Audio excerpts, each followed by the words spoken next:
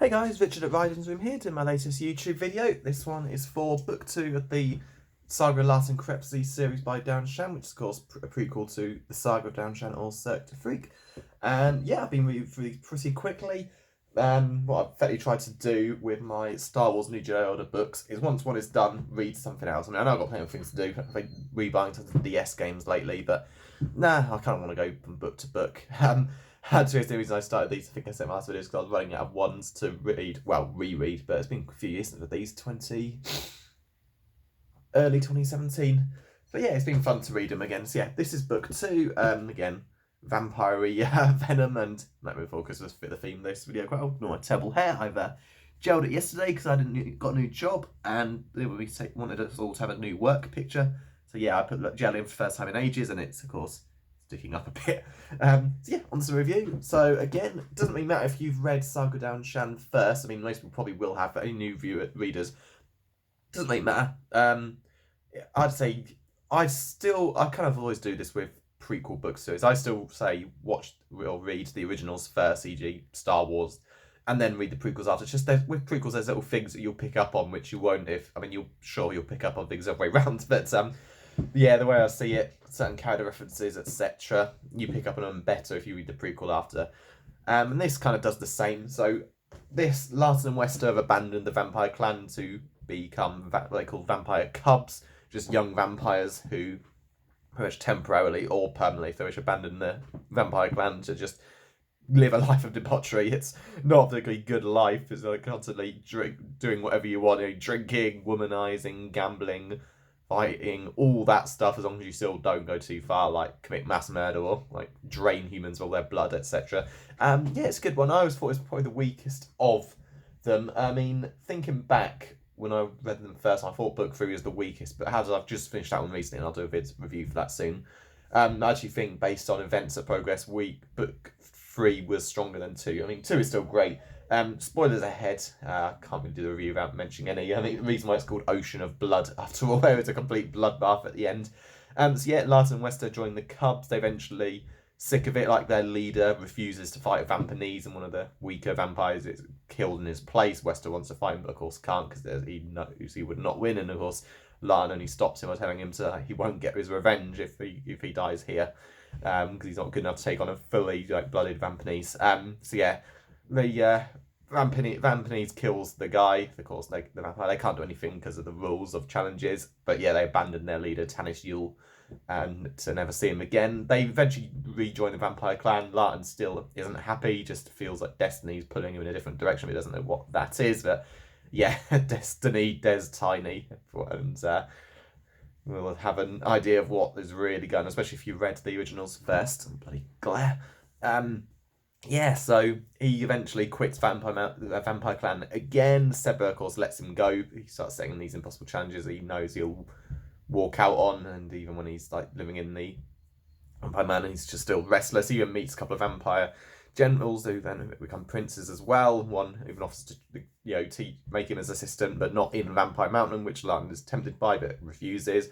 Starts hanging out with Vancha March, who's a general at this point, and he's one of my favourite characters. He's just great. He just lives in this life of filth, covered in dirt. His hair is horrible, yet he's just got this belief that he's this great beauty and all women would love him. It's one of these people who just doesn't give up with women. He just honestly can't see how terrible he looks in the eyes of women. It's pretty good stuff. But yeah, he's a great character. Yeah, Larten hangs out with him for a while, but eventually leaves him and ends up. He meets Ivana. She's the witch who can take different forms, who appears in later ones as well. Gets completely drunk, makes a move on her. She ain't happy, gives him this really brutal scar across his face, which is what he ends up with for the rest of his life. But yeah, he just thinks she's gonna kill him, so he runs, doesn't come back, so she heal his wound up or anything, and he's happy to leave it there as a reminder of his stupidity and what he did. But yeah, she has multiple assistants, and this one, Melora, joins Larten, so that she's in love with Larten. He just doesn't realise it until she tells him then. But yeah, he travels with her for a while. He gets really sick, hits this fever that's really bad in vampires, and then upon this boat, Larten just wants to feels the sea is calling him. He's so delirious at one point he actually starts drinking from someone. Oh, excuse me, my dog is whining away because he's desperate for attention. Close the door. Sorry, that's doggy drives me mad at times. He's just, where's his independence? I'm sure he'll be up in a moment when he notices, like, I don't know, he just seems to know if I'm talking, the door is closed. He must recognise my voice if it gets quieter or louder. Yeah, as he ends up in a boat, clearly delirious, drinks some, doesn't drain them, thankfully, but that's good well because Melora stops them.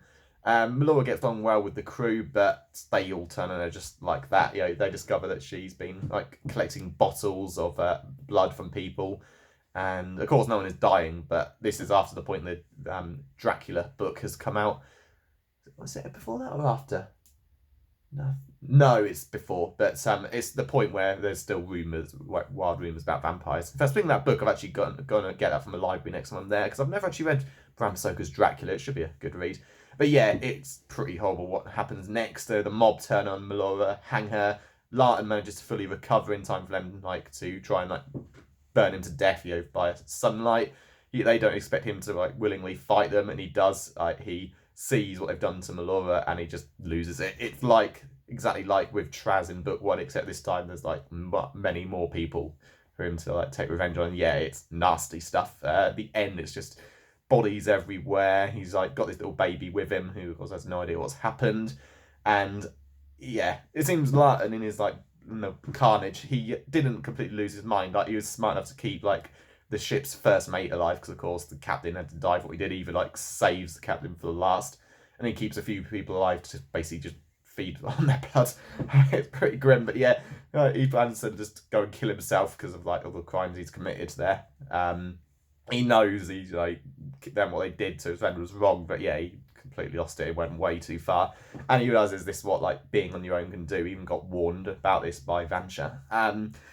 So yeah, but it turns out the kid who like he didn't kill sees what he's doing and just becomes convinced they're the same when he just like butchers like the surviving humans apart from the ship's first mate. Yeah, it's like nasty to Larten, rather than giving the baby to the first mate, you know, out of fear that now that boy will kill them as well, just takes him with him so they can basically both die together, and goes off like to freeze to death in Greenland.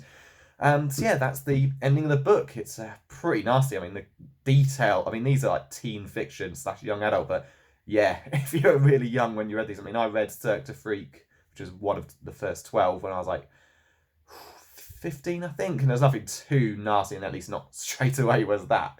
If you were like 5, 10, you probably have nightmares like when Larten like goes into detail in his memories of like biting people's toes off and shoving his nails into their brains. Yeah, that'll mess you up. But yeah, it's a really good book, and it's good to see how far Larten will go when he's like that angry, and it's dangerous. He's not got evil blood. Seba confirms that in book 1 that he's got the potential to evil. But yeah, it's a good book. Definitely prefer it on a second read. I just used to think book 2 was. So I ignore that. I do love the book, but it's book 3 I preferred on the second read. It's still a good book, you know. If the others are 10 out of 10, well, no, book 4 has always been the best one. To me, that's a 10 out of 10. And I put book 1 and 3 as 9s, and this one is about an 8.5. It's still a really good story. I just think overall it's not that great compared to the others. But yeah, I enjoyed it. And coming up next, soon enough I'll do book 3. I've got to keep doing these reviews while they're fresh in my head. It's the best thing, really. But yeah, book 3 will be coming up soon. I might do the other books. I mean, after these are done, and I still need more to read between stars, it's the zombie series. Those I've not read for is it even longer? No, it is even earlier than that, but more recently. But yeah, that'll be the next one. But yeah, coming up soon will be book 3 and then many other ones. So yeah, hope you like this video. Please like and subscribe if you do, and I'll see you next time.